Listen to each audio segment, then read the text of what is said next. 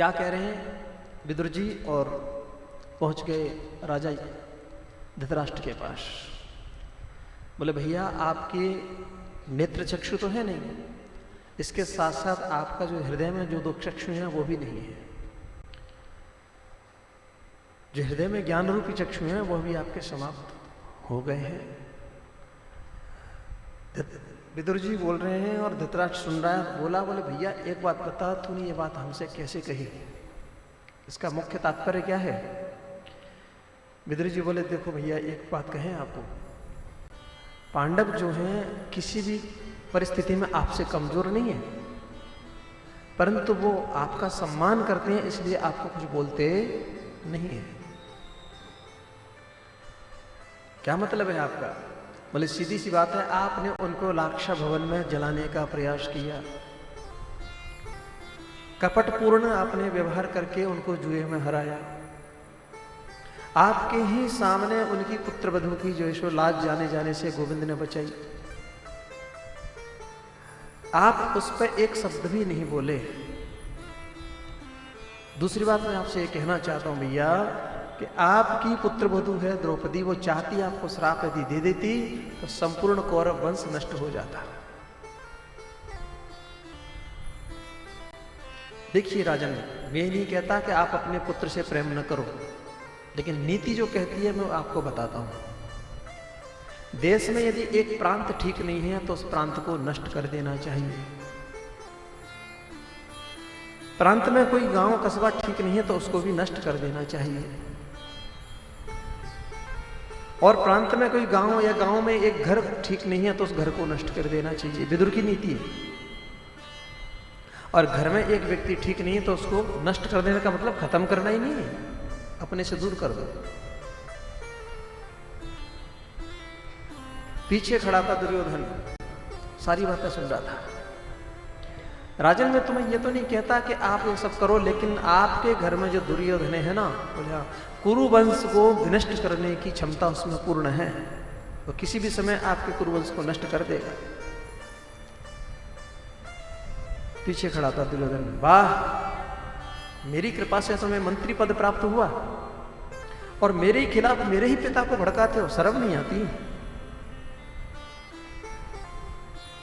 विदुर जी बोले भैया तुम्हें दुख होगा, मैंने ऐसा सोचा नहीं कि तुम्हें दुख की वजह से शब्द कहूं,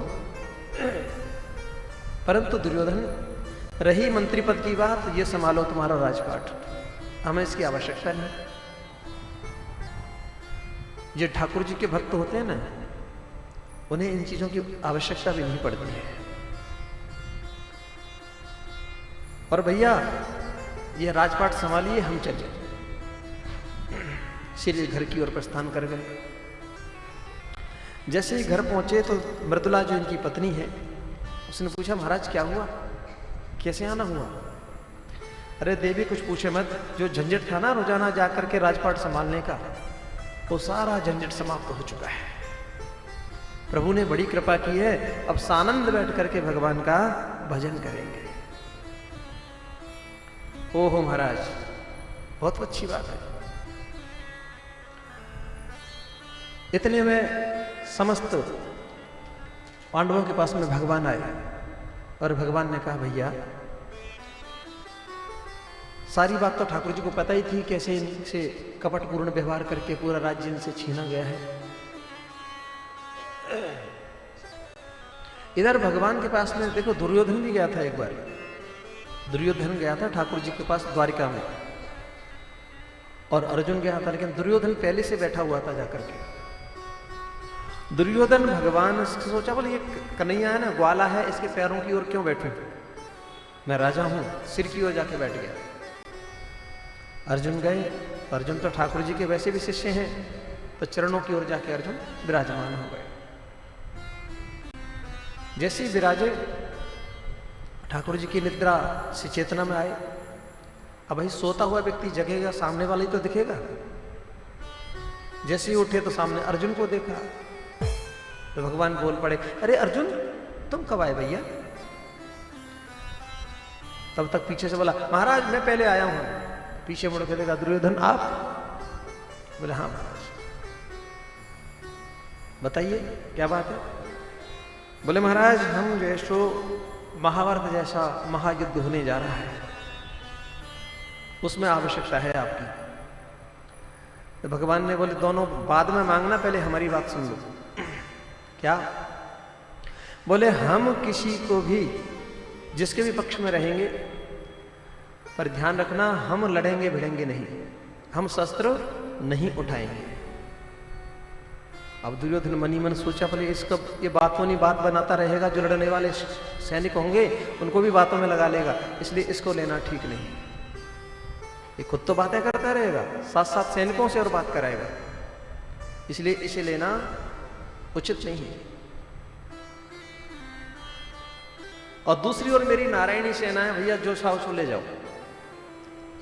तुरंत बोला महाराज आप तो अपनी नारायणी सेना ही मुझे दे दो, दुर्योधन बोल रहा है। भगवान ने भी अर्जुन से पूछा भैया क्या स्थिति है बताओ। बोले महाराज बहुत अच्छा, मुझे तो आपसे ही है, मेरे रथ की बागडोर आपके हाथ में हो कन्हैया, इससे बढ़िया कुछ हो ही नहीं सकता है। बस देखो अर्जुन तुम घाटे में रहोगे। बोले महाराज वो घाटा बाड़ा बाद में देखा जाएगा, आप तो मेरी बस विनती सुन लो, मेरे साथ हो जाओ। तो वही दुर्योधन, आज दुर्योधन के पास भगवान आ रहे हैं। कौन बन करके? शांति दूत। शांति दूत बन करके भगवान आए हैं। पहुंचे दरबार में, तो दरबार में जाने से पहले भगवान का बड़ा स्वागत हुआ है। स्वयं भीष्म पितामह, द्रोणाचार्य जी, कृपाचार्य जी, विदुर जी महाराज, ये सब स्वागत में गए हस्तिनापुर के बाहर। भगवान का बड़ा जोर का स्वागत ठाकुर जी का किया है। महलों में लेके गए और महलों में ले जाकर के ठाकुर जी ने फिर कहा, बोले भाई बात ये है दुर्योधन, पांडव कौन है? बोले हमारे भाई है। अच्छा भाई है, एक ही गोत्र के हैं? बोले बिल्कुल एक गोत्र के हैं, चाचा ताऊ के तो हैं। तो भैया फिर ये बताओ कि ये आधे राज्य के अधिकारी हैं या नहीं? तो दो टुक मना कर दिया, बिल्कुल नहीं।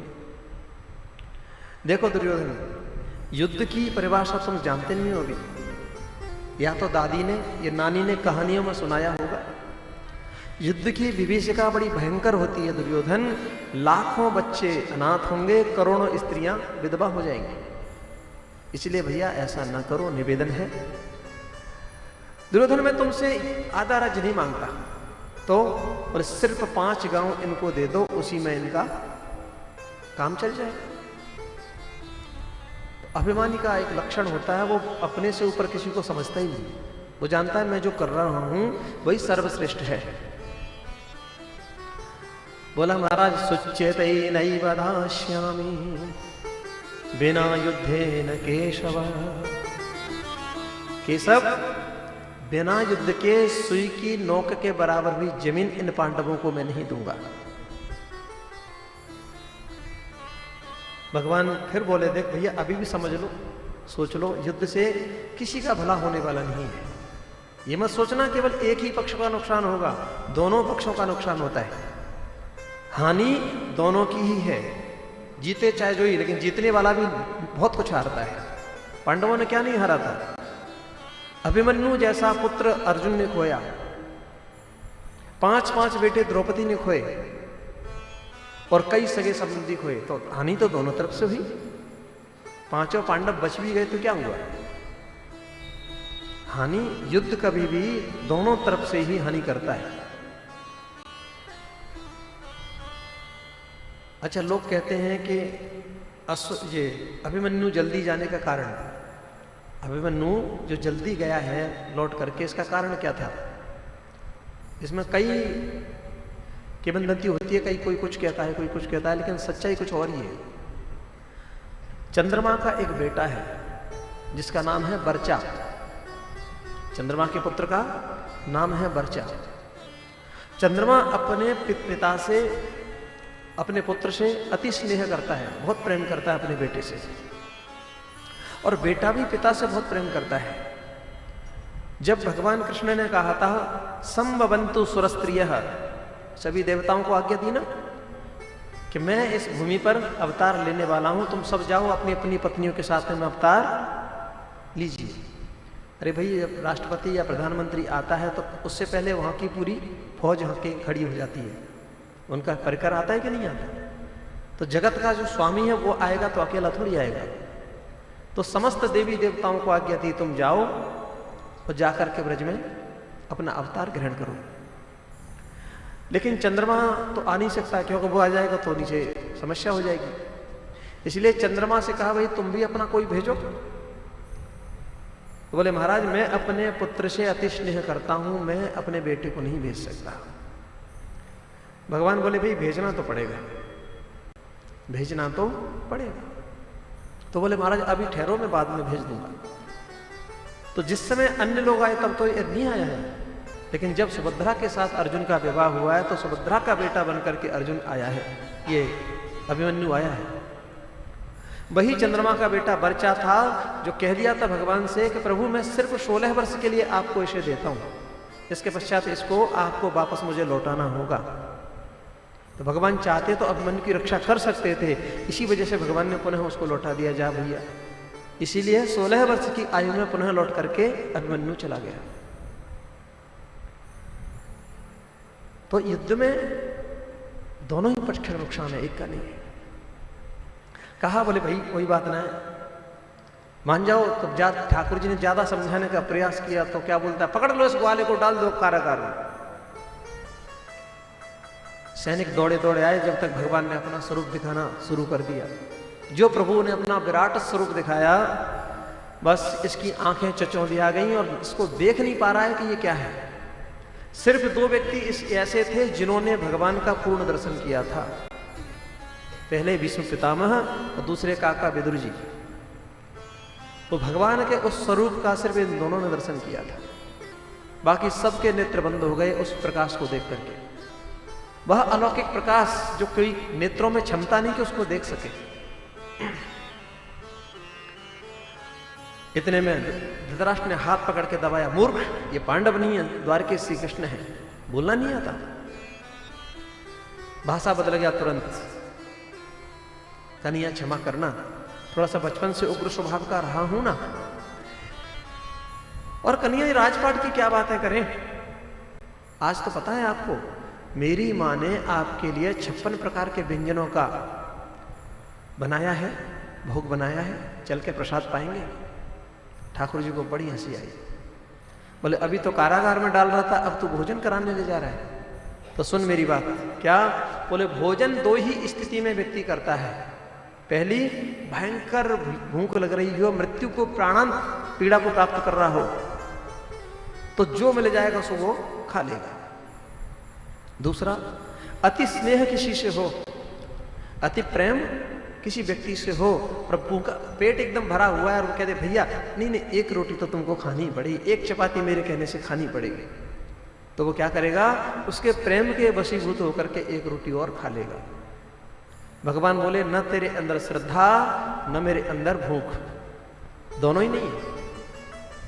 हमारे अंदर भूख नहीं है, तुम्हारे अंदर श्रद्धा नहीं है, बात खत्म।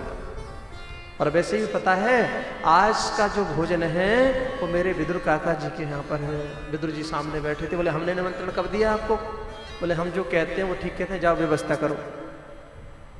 विदुर जी भागे भागे अपने घर गए, बाजार गए। बोले कन्हैया का कोई भरोसा नहीं कब आ जाए।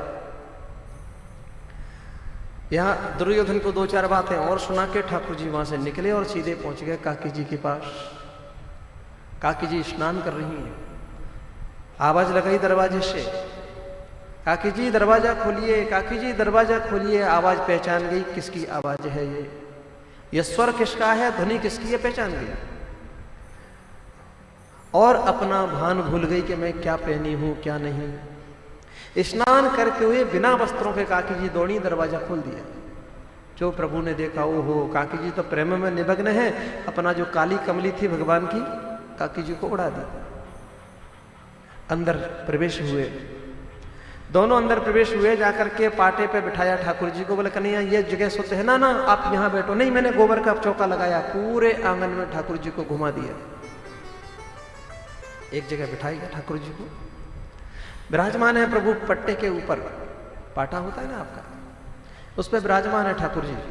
और ठाकुर जी कमजोर थोड़ी हैं, कौतुकी बहुत तगड़े कौतुकी हैं मेरे प्रभु। तुरंत पेट पे हाथ घुमा रहे हैं, काकी जी क्या करूं, बड़े जोरों की भूख लग रही है, बड़े जोरों की भूख लगी है। अरे कन्हैया आप भूखे हैं? देखो आप अभी मेरे अपने हाथों से जलते हुए इन वृक्षों में उनमें लगे हुए बढ़िया फल मैं अभी लेके आता हूं। कन्हैया को तो बैठाई अंदर और स्वयं चली गई। कदली के वृक्ष लगे हुए हैं, उनमें पकी पकी जो कदलियां हैं उनको लेकर के एक कदली के ही पत्ते में ला करके ठाकुर जी के सामने रख दी और कन्हैया मैं खिलाती हूँ। स्वयं उसका तोड़ रही है, खिला रही है, तोड़ रही है, खिला रही है। खिला क्या रही है? गिरी गिरी तो समस्त नीचे गिरा रही है और जो छिलका है वो ठाकुर जी के मुंह में जा रहा है। जो छिलका है उसको ठाकुर जी खा रहे हैं और इतना प्रेम है काकी जी का, उस प्रेम के वशीभूत होकर के भगवान को भी यह पता नहीं चल रहा है कि हम खा क्या रहे हैं। इतने में काका जी आ गए और काका जी ने आके दरवाजा बजाया। अजी सुनती हो, जरा दरवाजा खोलिए। जो दरवाजा खोला, जैसे ही दरवाजा खोला तो दरवाजा खोलते ही देवी जी आज देखो गोविंद ने मेरा कितना सम्मान बढ़ाया सबके सामने। देवी आपको पता है दुर्योधन के 56 प्रकार के मेवाओं का परित्याग करके और मेरे घर के लिए कहा बोले यहाँ आज तो मेरा भोग ही काका जी के यहाँ लगेगा, चलो जल्दी तैयारी करो, वो आने वाले होंगे। विद्रानी बोलती है महाराज आने वाले होंगे या वो आ चुके हैं क्या? बोले हाँ। जा करके देखा तो ठाकुर जी के मुंह में छिलका चल रहा है। अरे प्रभु ये आप क्या पा रहे हैं? अब भगवान का ध्यान गया कि हम छिलके खा, ओहो तो हम क्या छिलके खा रहे थे? बोले हाँ आप छिलके ही खा रहे थे, गिरी पड़ी देखो सामने, आप छिलके ही का प्रसाद पा रहे थे प्रभु। जो बाजार से लेके आए थे रबड़ी माखन मिश्री, ठाकुर जी कैसा प्रसाद पाते हैं? जिससे प्रसाद को इन दांतों को भी मेहनत करनी ना पड़े, ऐसा प्रसाद मेरे ठाकुर जी पाते हैं। माखन मिश्री में कौन सी आप मेहनत करोगे जी? ये तो दाल बाटी चूरमा में मेहनत होती है सबसे ज्यादा। जो मारवाड़ी भोजन है फेमस। एक बार हम लोग यहाँ हैदराबाद ही बड़ी चावड़ी पर कथा कर रहे थे, बड़ी चावड़ी है ना, तो हमारे साथ कोई ऐसे एक बंगाली महापुरुष थे और उनको एक दिन बाटी खिला दी तो बोले एक बम के गोला हमें नहीं भाएगा भैया। दूसरे दिन फिर वो उनको थोड़ा सा कुछ यहाँ का रेसिपी यहाँ की अलग थोड़ी अलग ही होती है ना, तेल तेल हर चीज़ में। तो वो क्या बोलते हैं श्रीमान जी, बोले हमारे तो क्या करें महाराज जी, तेल पेट में तेल ऑयली हो गया, पेट में ऑयली हो गया। बंगाली महात्मा तो बंगाली, उनको तो दाल चावल से लगा कुछ चाहिए नहीं। तो ठाकुर जी तो जब देखा प्रभु को और प्रभु को जाके दिया, बोले देखिए प्रभु ये माखन मिश्री है, यह रबड़ी है, ये खोए के लड्डू हैं, आप इनको पाइए तो सही। भगवान ने पाया और मुंह सुकोड़ लिया। क्यों? बोले काका जी जितना आनंद काकी जी के जो केल के छिलकों में था ना, वह आनंद आपकी ना माखन मिश्री में है, न आपकी इस रबड़ी में है, न आपके खोए के लड्डू में है। क्यों? बोले प्रभु ठाकुर जी कभी भी वस्तु को नहीं देखते कि वस्तु क्या जा रही है, उसके साथ साथ आपका भाव क्या है, प्रेम का है, उसको ठाकुर जी ग्रहण करते हैं। इसीलिए जब भी हम भगवान को भोग लगाएं तो बड़े भाव से लगाना चाहिए। ठाकुर जी को जब भी भोग लगे बड़े भाव के द्वारा, प्रभु यह दिव्य प्रसाद है, इसको आप ग्रहण कीजिए, आप ग्रहण करेंगे तो यह प्रसाद हमें प्राप्त होगा, बड़ा आनंद आएगा। और बार बार बीच बीच में मनवार भी ठाकुर जी जल चाहिए, प्रभु कुछ और चाहिए, अपने भाव की बात है साहब। 6-7 साल पहले की घटना है, हमारे जयपुर में ही एक अग्रवाल समाज में महिला थी, वो ठाकुर जी से लड्डू गोपाल जी छोटे से उनसे इतना स्नेह करती थी कि जब वो पूजा करती थी तो दुनिया तो भगवान का अभिषेक कर देती है जल से, घी से, दूध से, वो अपने नेत्रों के आंसू से अभिषेक कर देती थी ठाकुर जी का। इतना स्नेह लड्डू गोपाल जी से था उनका, बहुत स्नेह करती थी ठाकुर जी से। आप ही के समाज की माता जी पाली मारवाड़, पाली सुना है ना राजस्थान में, माहेश्वरी समाज की महिला थी, चली गई वृंदावन। वृंदावन पहुंची जाकर के और वृंदावन में किसी वल्लभ कुली संप्रदाय में जाके उन्होंने दीक्षा ले ली। मंत्र मिल गया, श्री कृष्णम शरणम मम। मंत्र का इतना जप किया उन्होंने कि 12 वर्षों में तो ठाकुर जी उनके आगे पीछे डोलने लगे। इसी काल की घटना है।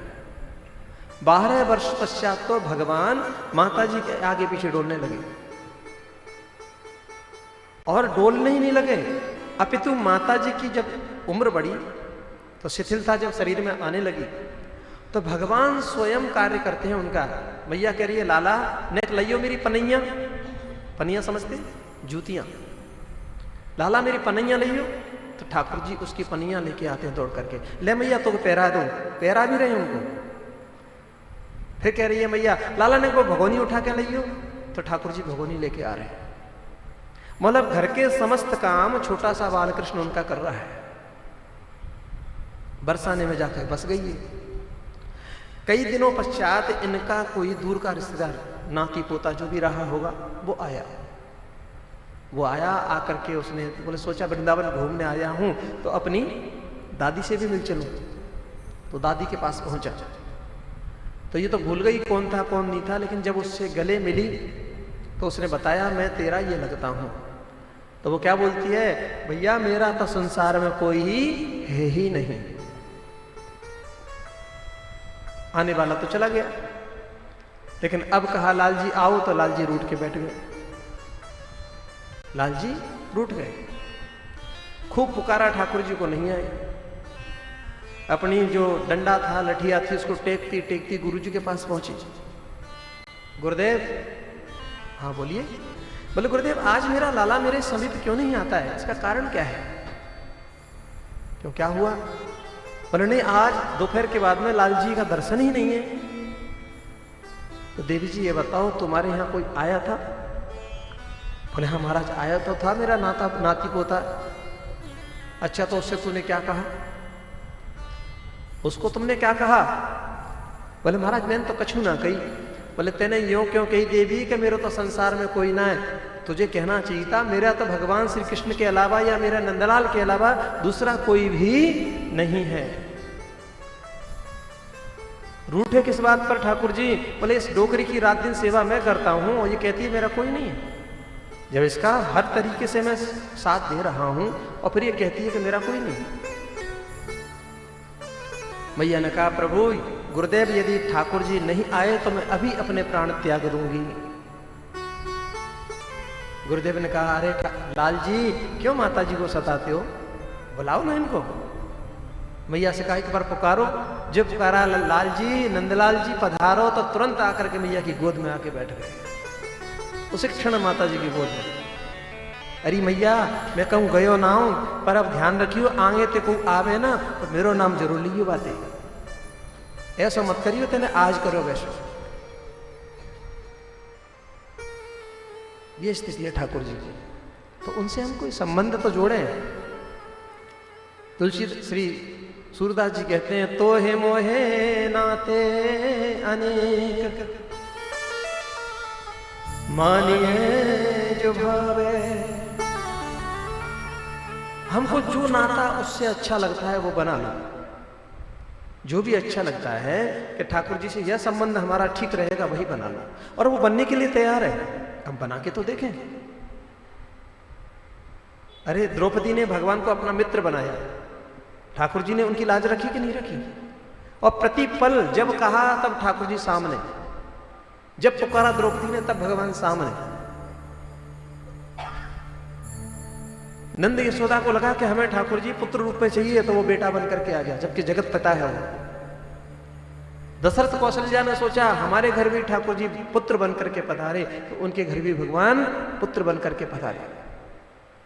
जिससे का जैसी भावना के भाव का भूखा हूं